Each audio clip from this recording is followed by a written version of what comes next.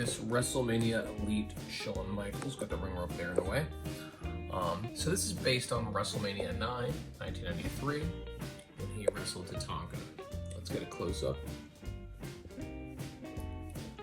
So this figure is essentially a re-release of, well, not a release, but a repaint rather, of the ringside exclusive Shawn Michaels that came out some years ago, where he's in that kind of red, black, and white 90s attire, which is very classic. So what I love about this figure is it gives me all kinds of nostalgia vibes. It kind of brings me back to the Hasbro era, that 90s Hasbro thing. I've said this before, but my favorite figure of all time is right up here. Let's close it. All right, that's my 90s Shawn Michaels right there. It's a repaint. Now, if you look at the attire, it's pretty similar. I mean, we have that kind of black silver scheme.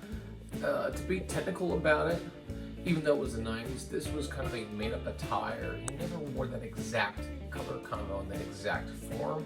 It's kind of an amalgamation of various black and silver attires he had in that 93 era. I'm trying to get this back into focus here, so please have some patience. So the packaging is cool to begin with. We have that classic Shawn Michaels look there.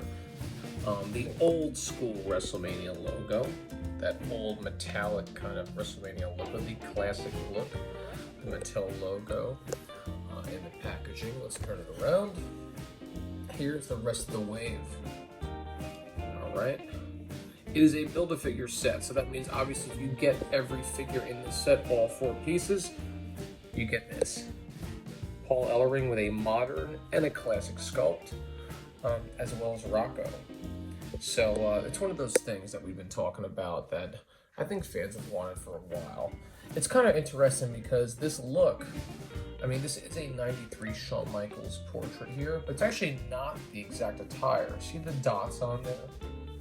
Right? So this is based on WrestleMania 9, where he has the zebra stripes.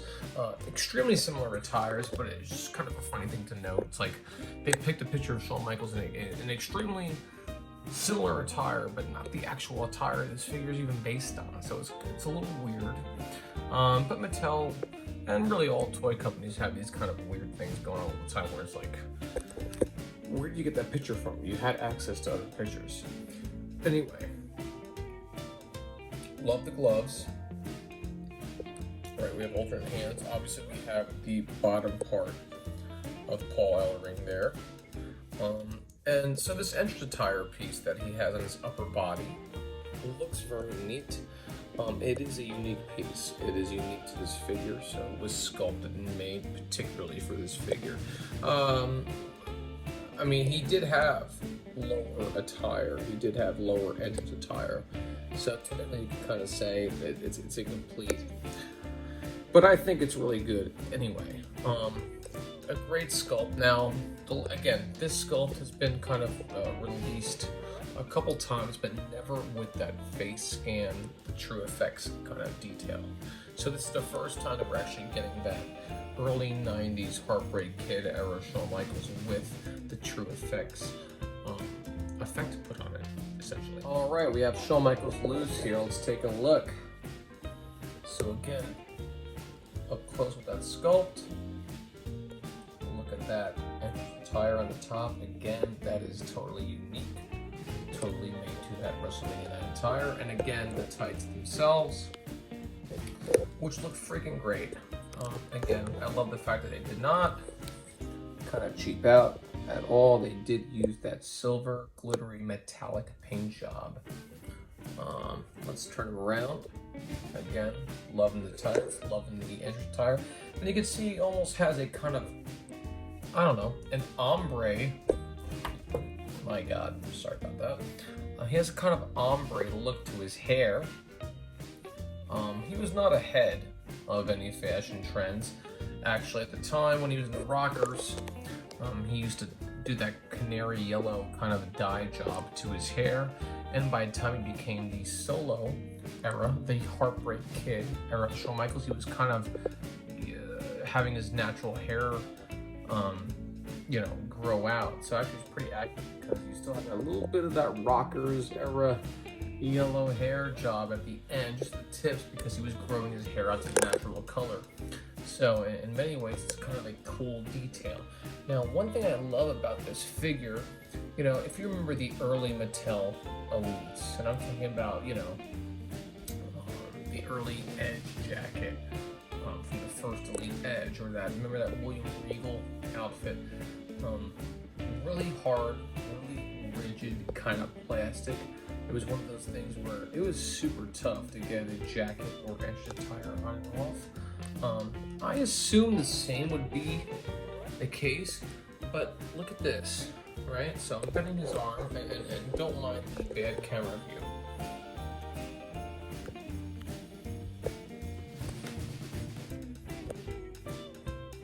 Like, see how you can kind of bend it?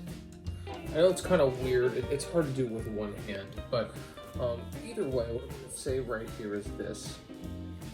This is way softer kind of rubber.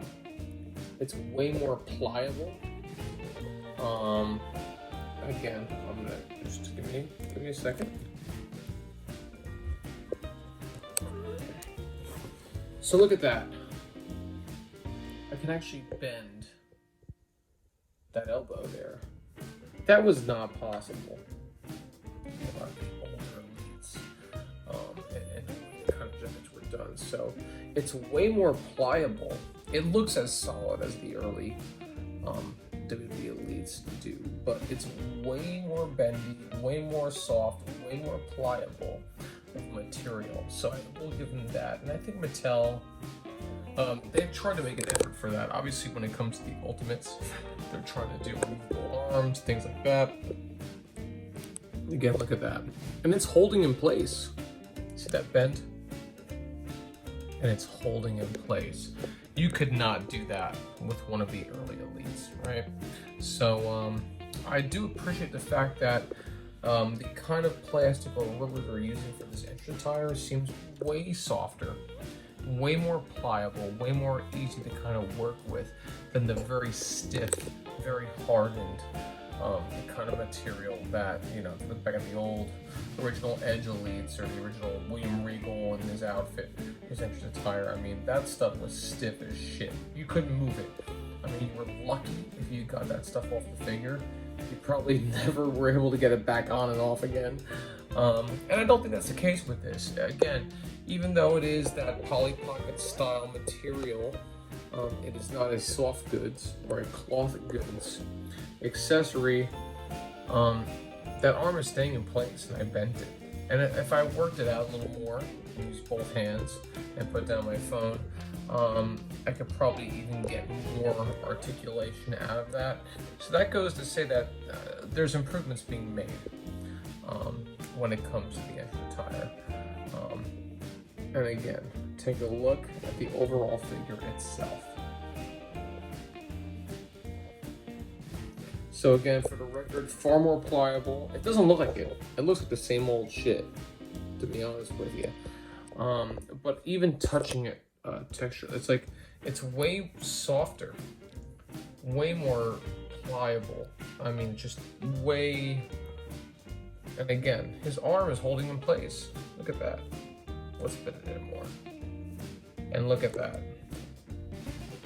That's how soft it is. It actually holds in that bent position. So I will give some props to Mattel for actually, they're using a lot more soft goods anyway recently, I believe, in all their figures, so all their Elite Ultimate Editions. But I love the fact that, listen, you bend that elbow and it stays that way, and that was not the case with the old jackets and extra tires. So let's move on. All right, let's finish up with the bear figure itself. We've already talked about pretty much his figure, I think, more than enough in packaging with the extra tire on, and then here we have the actual figure itself at the end of the day. Again, it is technically a repaint of the original ringside exclusive Shawn Michaels, which I think was based on actually WrestleMania 8 from '92. So it's kind of cool that with this figure, they went 1 year later to WrestleMania. To WrestleMania 9. So we had 92, now we have 93 in progression. And again, You gotta love the attire. I always like the sculpt in the beginning, but this time they have the true effects, which I think adds some. This attire in some ways is flashier and more glittery than, well, it's obviously more glittery than the original ringside exclusive, so it depends on which attire you like better. One thing, of that original ringside exclusive, people kind of bitched and moaned a little bit about the lack of this heart tattoo on his arm. Actually, it was accurate because in early '92, when he had just turned to the Heartbreak Kid, he didn't quite get that tattoo yet. It was a little later on in '92. Obviously, by WrestleMania 9 and '93, he did have the tattoo. So really, both figures are accurate. And again, the attire is great. The sculpting is great. I love that they actually added the detail of the hair. They're just kind of growing out that canary yellow rocker's hair. And honestly, that pretty much ends the review, I would say. Listen, if you're a Shawn Michaels fan, a classic wrestling fan of that kind of era, you can't go wrong with this figure. The attire is done well. It has unique entrance attire. I mean, it's classic Heartbreak Kid Shawn Michaels, and it's really the only the second that we've had of this era of Shawn Michaels from Mattel. And the other one wasn't a ringside exclusive from years ago. So I would highly suggest picking this one up. Cheers.